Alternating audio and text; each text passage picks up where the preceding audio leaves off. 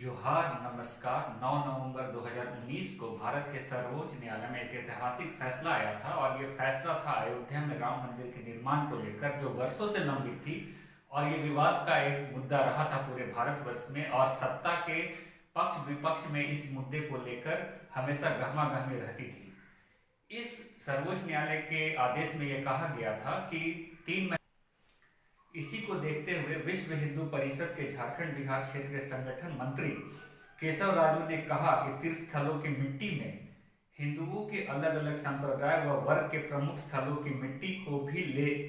लाया जाएगा। और इसको सरना स्थलों की भी बात की गई है कि झारखंड के तमाम सरना स्थल जहाँ पर आदिवासियों की पूजा होती है अपने पद्धति से, वहाँ के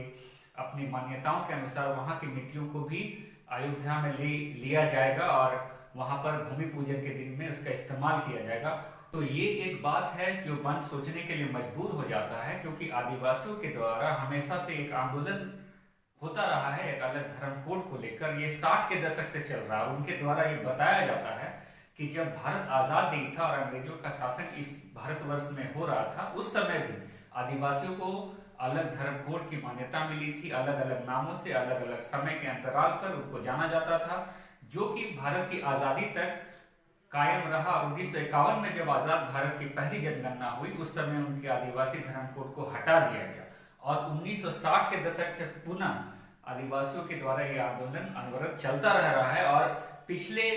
कई दशकों से उनकी आवाज जो है झारखंड से लेकर तमाम प्रदेशों में उठती रही है और दिल्ली की सड़कों पर भी उन्होंने अपने आंदोलन को चलाने का काम किया है। और इसी को आंदोलन को चलाते हुए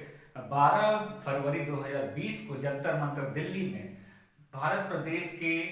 अनेक राज्यों के जो लोग थे वहां पर आदिवासी समुदाय के इकट्ठे हुए थे और उनका मानना था कि वो हिंदू नहीं है, वह सनातन नहीं है, उनका धर्म एक अलग विशिष्टता रखती है और इसी की मान्यता को लेकर वो वहां पर एकत्रित हुए थे। और ये हम लोग जानते हैं कि 2021 में पुनः जो है जनगणना होने वाली है और उस जनगणना प्रपत्र में अपने धर्म कोलम पे जगह दिलवाने के लिए उन्होंने एक मुहिम छेड़ रखा है। तो इस तरह की जो बयान विश्व हिंदू परिषद के पदाधिकारियों के द्वारा आता रहा है समय समय के अंतराल पर, चाहे वो महान भागवत रहे, चाहे आप केशव राज झारखंड के क्षेत्र में जो बयान दे रहे हैं, जो दैनिक के माध्यम से हम लोग को जानने मिल रहा है, अखबारों के माध्यम से जानने के लिए मिल रहा है। तो इस तरीके से लोग जो है संशय की स्थिति में रहते हैं और इस तरह की स्थिति में जो आदिवासी समाज के नेतृत्व करता है, जो धर्म अगुवे हैं, उनको इस बारे में आगे आकर जरूर बताना चाहिए कि क्या आदिवासी धर्म वास्तव में हिंदू धर्म का ही एक अंग है या उसकी एक विशिष्टता है और अलग पहचान है जिसकी की